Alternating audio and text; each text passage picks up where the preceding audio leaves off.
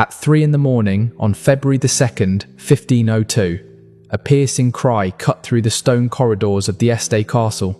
It was not a scream of fear nor of agony, but something far more unsettling. The guards lowered their eyes in silence, while diplomats and courtiers exchanged tense glances, each of them fully aware that what they were hearing was not ordinary passion, but the enactment of the most dangerous and secretive ritual of power in Renaissance Europe. On that freezing dawn, as Ferrara slumbered under a blood-red moon, an event unfolded in the ducal chambers that would alter the balance of Italian politics. Something so intimate and yet so strategic that official documents locked it away for nearly 5 centuries. When those papers surfaced, they revealed how a 22-year-old woman transformed her body into the most devastating weapon of diplomacy her world had ever seen. Picture a royal bedchamber where every sigh and every gasp is treated like currency, where a woman's flesh becomes a battlefield and the consummation of marriage is carried out not as romance, but as ritualized warfare, capable of toppling dynasties and cementing empires. What you are about to uncover is not just the truth of a scandalous wedding night. It is the revelation of a political protocol so secret and so sexually explicit that it remained buried in Europe's most confidential archives for centuries. This is how Lucrezia Borgia, daughter of a pope, twice widowed through political murders, shifted from pawn to predator. How one night of carefully observed intimacy became the cornerstone of a dynasty. A night spoken of in whispers, like 3 words carried by a royal chancellor, enough to explain why this woman, both feared and desired, shaped the destiny of Italy forever. Brace yourself. What took place before dawn will shatter everything you thought you knew about sex, power, and politics in the Renaissance. If your heart is already racing from this glimpse into history's forbidden chambers, just imagine what lies ahead. Give this video a like if you want us to keep unearthing the hidden protocols that reshaped empires, and in the comments, tell us the name of that queen, duchess, or courtesan whose darkest secrets you want exposed. The one mentioned most will star in our next investigation. Subscribe and ring the bell, because these truths are only revealed to those who dare join our secret brotherhood. The year was 1502, the height of Borgia influence. Rodrigo Borgia, Pope Alexander VI, had secured control of Italy through marriages that turned his children into weapons on the political chessboard. In this volatile climate, Lucrezia was more than just a noble bride. She was the embodiment of sexual diplomacy itself. Italy was splintered into rival powers, where every union between aristocrats functioned like a treaty. Every wedding bed a battlefield. The duchies of Ferrara, Milan, Naples, and the Papal States held together by fragile alliances sealed between silk sheets.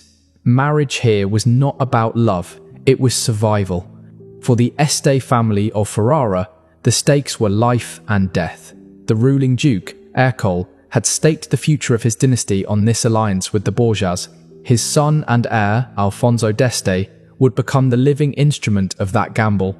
Negotiations concluded on December 30, 1501, with terms that revealed just how transactional this marriage truly was. Lucrezia's dowry was 100,000 gold ducats, enough to fund entire cities for a year. Yet the real price of this deal would be measured not in gold, but in flesh on the wedding night itself. Records from the period show that secret protocols existed to guarantee aristocratic unions. Consummation was never simply private. It demanded official witnesses and confirmation, because legitimacy of the entire dynasty depended on it. The first night of marriage became a quasi-public performance, where the outcome in bed decided the fate of nations. The chosen date, February 2, was no coincidence. It was the feast of the purification of the Virgin, a Catholic holy day. By aligning the wedding bed with sacred ritual, the Borgias and Estes fused the divine and the carnal, making this consummation not only a sexual act, but a ritual of dynastic sanctification. Lucrezia entered Ferrara carrying the weight of 2 disastrous marriages. At 22, her beauty, described by the poet Pietro Bembo as rare and luminous, was rivaled only by her blood-stained reputation. Her first husband, Giovanni Sforza, had fled after being accused of impotence.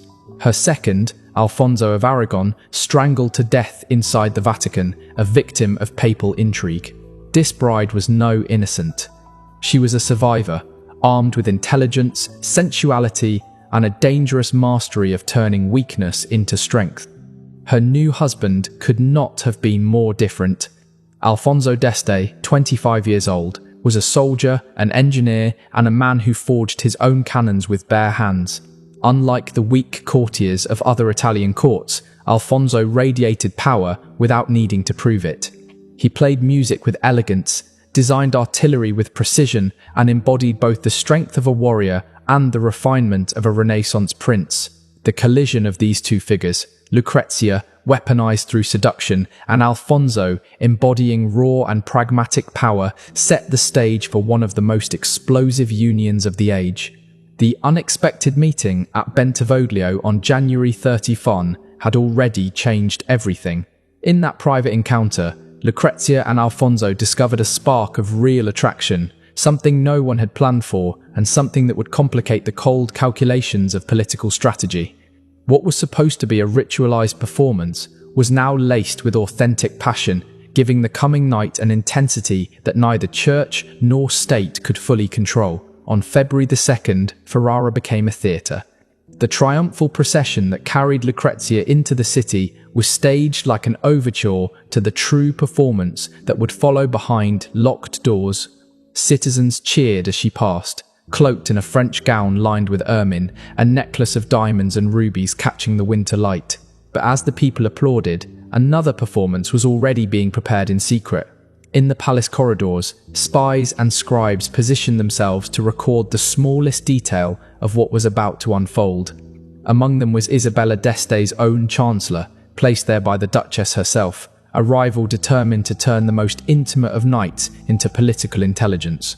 This was no coincidence. It was espionage, a deliberate act to gather proof that could later be weaponized in the cutthroat world of Italian power politics. The date itself added another layer of symbolism. On February 2nd, the feast of the purification of the Virgin Mary carried with it a paradox: sanctity and sexuality fused together, the sacred colliding with the profane. Nothing about this timing was accidental.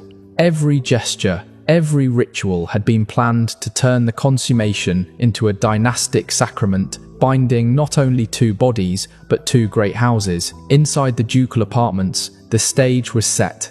Crimson velvet curtains enclosed the bed like theatre drapery.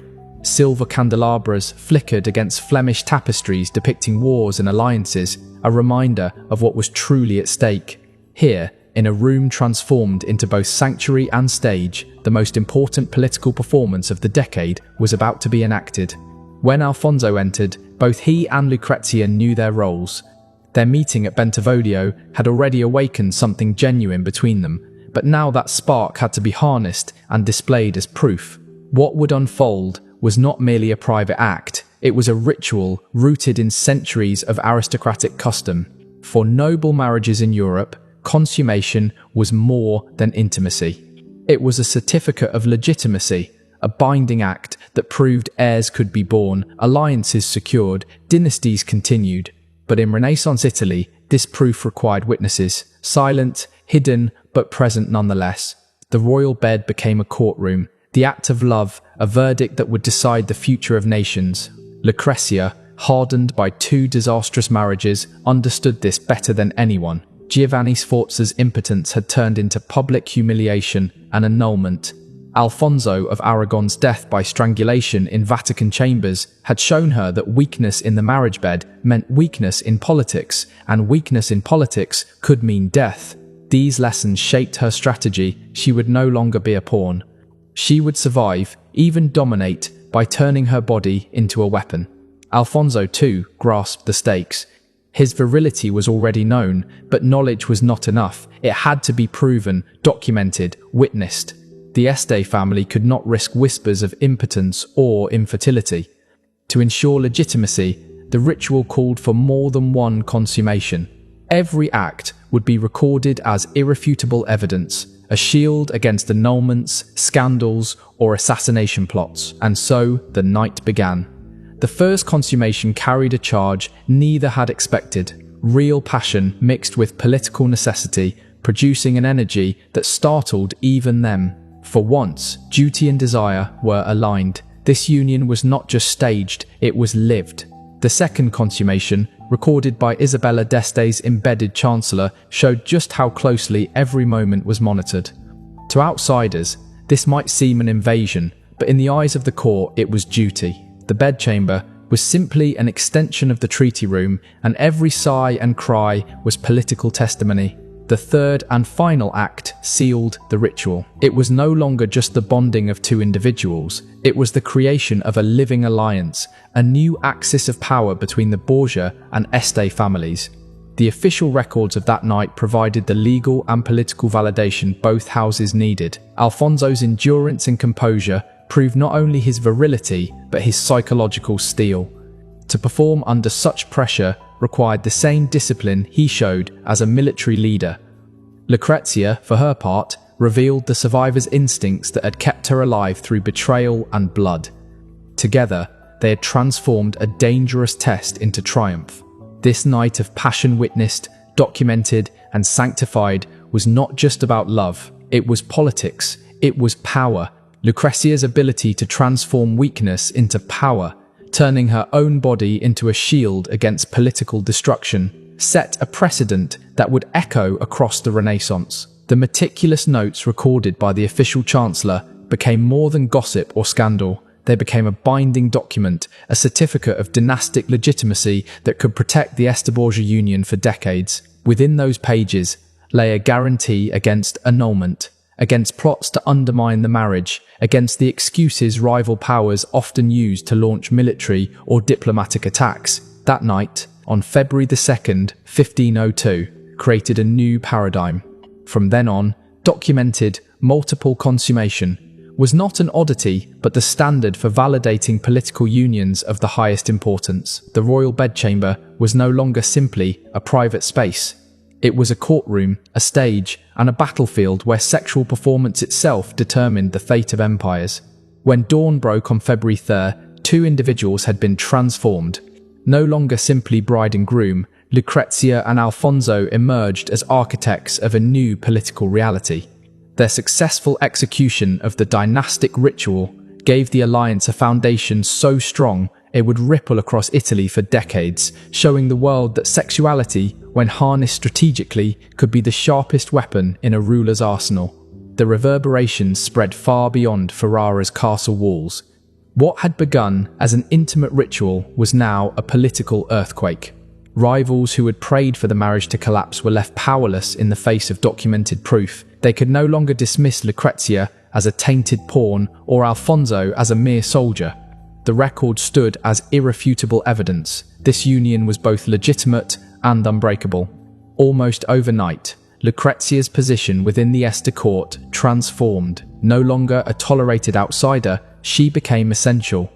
Her survival was now tied directly to the survival of the dynasty itself. Her death would bring chaos, so her presence guaranteed stability. For the first time, she was untouchable. Alfonso too emerged stronger. His performance had proven not only virility, but resilience under pressure. Where other noble heirs had faltered, humiliated by annulments or whispers of inadequacy, Alfonso had triumphed. His reputation as the true successor of Ferrara was no longer a question, but a fact. But not everyone rejoiced. Isabella d'Este, who had always ruled court life as the unrivaled star, now faced a dangerous rival. Lucrezia's success had turned her from a target into a force. The rivalry between the two women, already tense from their first meeting at Malalbergo, now exploded into a silent war. Ferrara became a stage for psychological combat. Subtle gestures, whispered rumours, quiet contests for influence that would shape the court for years to come. The alliance also reshaped Italy's geopolitics. France, Spain, and rival duchies were forced to acknowledge the Este Borgia bond as a consolidated power bloc. Diplomatic calculations shifted. Treaties, trade routes, and military strategies had to be redrawn around the fact that the Borgias and Estes had successfully fused into one. Yet politics was not the only battlefield. On September 5, 1502, Lucrezia gave birth to a stillborn daughter after convulsions in labour. Rumours erupted immediately. Was the child conceived on the wedding night or earlier, during her secret meetings with Alfonso before Ferrara? Chroniclers obsessed over the timeline because paternity was not simply personal, it was political proof of legitimacy. Lucrezia nearly died herself, struck with childbed fever. Many women did not survive. Her recovery was viewed by contemporaries as proof of divine favour, evidence of her strength, and reassurance that she could still provide heirs. But the ordeal changed her. Confronting death in childbirth hardened her sense that survival in this world demanded more than beauty or obedience. It demanded strategy. This new clarity led her down another dangerous path. About a year later, she entered into a relationship with Francesco Gonzaga, Marquis of Mantua, and the husband of her bitter rival, Isabella d'Este. It was an affair born not only of passion, but of calculation. By choosing Isabella's own husband, Lucrezia struck at her rival's pride while securing another line of political protection. The relationship was carefully hidden, yet its impact was seismic. Letters between Lucrezia and Francesco, uncovered centuries later, reveal both authentic emotion and political cunning. She was not merely manipulating him. She found in Francesco a genuine connection, yet one that doubled as insurance against her enemies. Her ability to balance this affair while preserving her marriage to Alfonso showed the mastery she had developed over sexual diplomacy. She was no longer simply a survivor. She was a strategist, weaving webs of intimacy and loyalty that could shield her against any threat. For Isabella, the affair was devastating. To lose influence at court was one thing, but to lose her husband's attention to Lucrezia was an attack both personal and political. The rivalry that followed would haunt Ferrara's court for decades. For Isabella d'Este, the revelation that her husband had fallen into the arms of her fiercest rival was more than humiliation. It was a political catastrophe. Court whispers turned into daggers. The very woman she sought to diminish had struck back with a weapon Isabella herself had mastered: influence through desire. Lucrezia had not only avenged herself, but she had redefined the game, showing that intimacy could be weaponized as effectively as armies. Her affair with Francesco Gonzaga, sustained for years, became a new model of Renaissance sexual diplomacy. These were not fleeting romances, they were tactical extensions of politics. Aristocratic affairs became safety nets, diversifying one's network of protection just as kingdoms diversified their alliances. Other noble houses soon followed, weaving their own webs of lovers and confidants as shields against betrayal and exile. Meanwhile, the legitimate heirs, Lucrezia bore Alfonso, cemented her position beyond dispute. Each birth was living proof that the legitimation protocol of her wedding night had succeeded. With every child, she was no longer simply tolerated, she was indispensable. The Este dynasty's survival was tied directly to her body, her resilience, and her ability to deliver continuity. Her evolution was extraordinary. Once a pawn trapped in the brutal mechanics of dynastic marriage, Lucrezia had transformed into an architect of her own fate. She turned the vulnerabilities of her gender into tools of power, showing that strategy could coexist with survival. Where others were broken by circumstance, she mastered it. The wedding night of February 2nd and the archives it left behind remain one of the most detailed windows into how Renaissance marriage diplomacy truly worked. Strip away the fairy tale gowns and poetic vows, and what remains is raw calculation. Unions forged not for love, but for power, consummations staged and documented to prevent annulment, sexual protocols designed to anchor alliances in something irrefutable. The template pioneered by the Borgias and the Estes spread. Documentation plus consummation became the formula for unshakable alliances. Even after their deaths, their descendants inherited not just lands, but a methodology, a cold, precise system where the bedroom was as crucial to politics as the battlefield. Lucrezia's transformation from pawn to power broker stands as one of the most striking examples in European history of a woman seizing agency in a world designed to crush her. She proved that intelligence, courage, and strategic intimacy could bend the rules of a system thought immovable. And yet, her story is only one shard of a hidden mosaic. The archives of Europe hold countless similar secrets, protocols buried because they reveal truths too scandalous for the official record. Queens, duchesses, and courtesans wielded sexuality as a weapon, every bit